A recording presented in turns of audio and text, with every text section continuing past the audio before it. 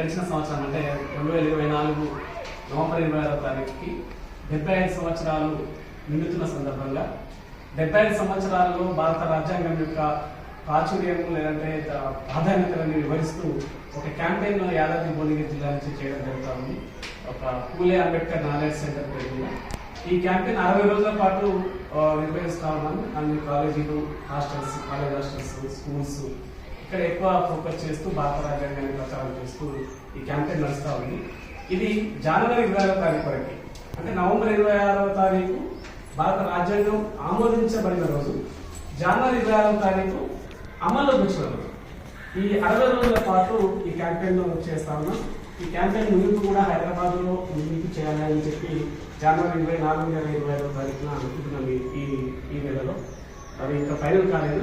ఈ కార్యక్రమంలో మీ అందరికీ కూడా ఇన్విటేషన్ పంపిస్తాము. మేము ట్రావెల్ అయితే ఇవ్వము, ప్రోగ్రామ్కి మీ అందరికీ కూడా రావాలని చెప్పి ఆహ్వానిస్తాము. దీన్ని ఉద్దేశించి ఒక 2 నిమిషాలు కాన్స్టిట్యూషన్ సంబంధించి మొన్న ఈ ఎన్నికల్లో జరిగిన విషయాల ప్రకారంగా బాప్ జోడ్ అభియాన్ దాంట్లో కూడా చక్కగా పనిచేశాము. అక్కడ ఈ రాజ్యాంగం గురించి ఇప్పుడు ఎక్కడైనా కానీ దాన్ని కాపాడుకోవాలి, దాన్ని ప్రయత్నించుకోవాలి, దాని గురించి చదువుకోవాలి అని ప్రతి స్కూల్లో కూడా ప్రియాంబుల్ని పెట్టారు. ప్రియాంబుల్ పెట్టి అక్కడ ప్రతి ఒక్క విద్యార్థి కూడా చదువుకోవాలని చెప్పేసి అనుకున్నాం. అదేవిధంగా ఈ యొక్క గవర్నమెంట్ మన అన్న అంబేద్కర్ స్థాపించిన యొక్క రాజ్యాంగాన్ని మార్చాలనుకున్నప్పుడు చాలామంది ఉద్యమకారులు ముందుకు వచ్చి మన రాజ్యాంగం మనం కాపాడుకోవాలని చెప్పేసి చాలా చక్కగా పనిచేశారు. కాబట్టి ఈరోజు మనము అంత స్వతంత్రంగా పనిచేస్తున్నాము, స్వతంత్రంగా మనం యొక్క భారతదేశంలో తిరుగుతున్నామంటే, చదువుకుంటున్నామంటే, బట్టగట్టు తిరుగుతున్నామంటే అంబేద్కర్ గారు చేసిన పని అనమాట.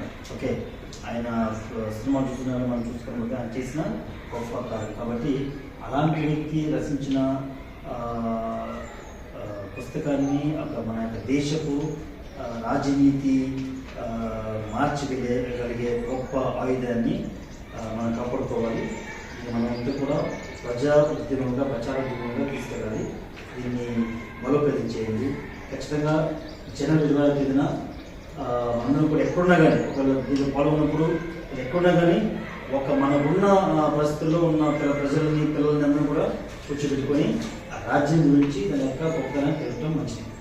అలాంటి గొప్ప మార్పును ప్రతిజ్ఞ తీసుకొని మనకున్న చదువుతో, మనకున్న వాతావరణంలో ప్రతి ఒక్కరికి రాజ్యం యొక్క విలువను గురించి చెప్పండి. ఖచ్చితంగా రాజ్యాంగం మనం కాపాడుకోవడం.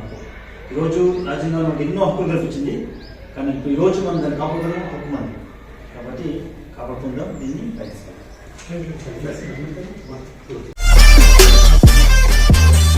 ఈ వీడియో కానీ మీకు నచ్చినట్టయితే లైక్ చేయండి, అలాగే సబ్స్క్రైబ్ చేయండి. పక్కనే ఉన్న బెల్ బటన్ని నొక్కడం మర్చిపోకండి.